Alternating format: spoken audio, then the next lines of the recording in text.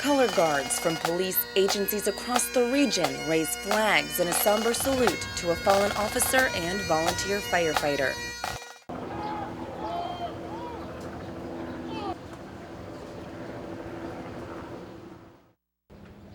Those who knew him say he was dedicated to putting away bad guys and keeping the community safe. And those ideals are what bond the law enforcement and firefighting communities, and why agencies from all over have come here today to pay their respects to one of their own. Law enforcement, it's a brotherhood. What people really see is that no matter what jurisdiction you may live in, policing is all the same nationwide. We all do the same things. We're all out to try to make where you live a safer and a nicer place. And that's from the law enforcement professionals to those community people who understand what they do every day. Richard Finley spent his adult life protecting the place where he grew up. A policeman's policeman, colleagues say Finley was hardworking yet easy to work with. It has been a very, very difficult time for them. Nobody wants anybody to lose their life. That should be understood. And in the world of policing, you sometimes can understand if maybe you're shot, but to be killed this way, it's been difficult for everybody.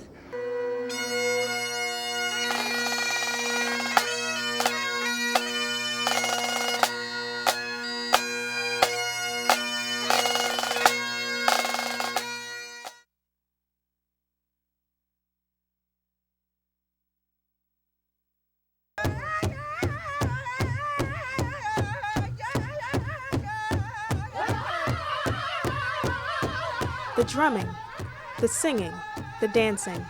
Today, hundreds of Native Americans converged on the grounds of the Capitol to bring attention to environmental issues negatively impacting their communities.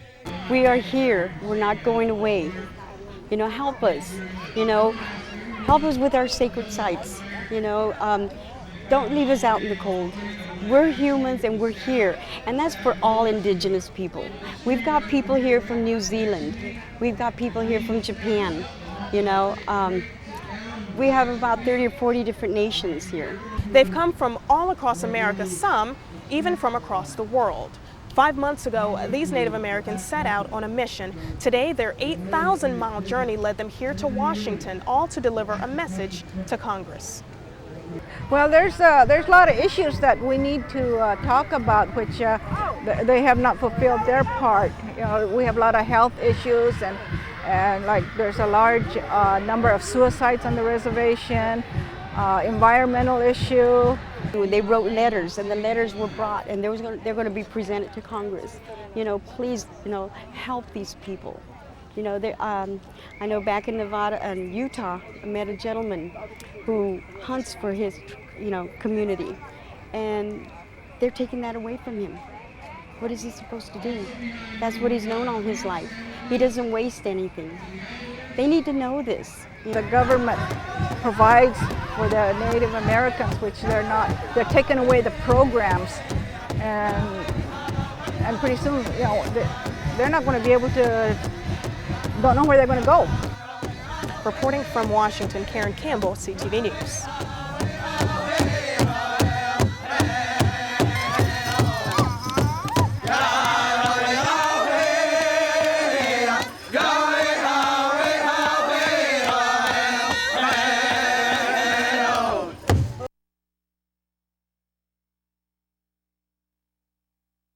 Purchased by the city of Bladensburg in 1997, officials say the Bostwick House will ultimately serve as a multi-use community and event center. Gadsby's team is just the beginning of the renovation process, providing a map on how to move forward. He says the importance of preserving the site goes far beyond a history lesson. What we're here to do is try and figure out what kinds of buried resources are on this property, buildings that might be gone, particularly any quarters where people might have lived on the property that we sort of don't know about anymore. Any other kinds of deposits like old privy holes or sheet middens, which is a fancy way of saying a trash scatter.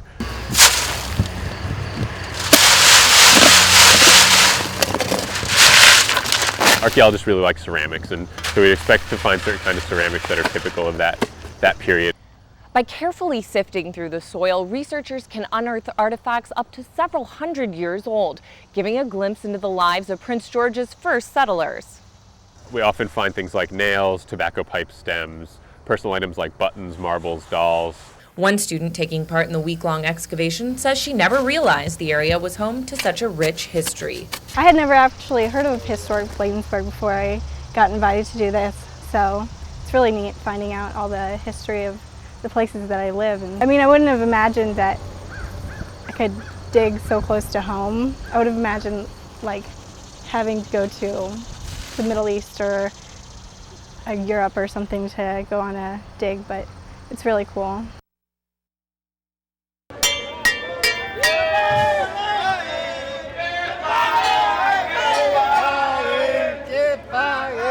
We're asking Verizon to take responsibility. They have contractors who have subcontractors who have subcontractors, and this is a very typical scheme that's used to cheat immigrant workers out of their wages.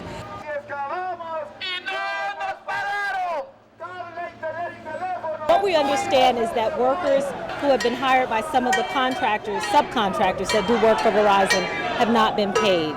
So that's what the dispute is about, that workers are asking to be paid. What we're doing now is working with Casa de Maryland, and we're asking them for more information about these complaints. The workers united will never be divided. The workers united, we never be divided. United, we never be divided. There are two different groups of workers who have gone to federal court and obtained judgments worth more than $200,000 against Verizon subcontractors for work that they did digging trenches on Verizon's projects. Verizon needs to take responsibility for ensuring that those workers get paid for the trenches that they've dug.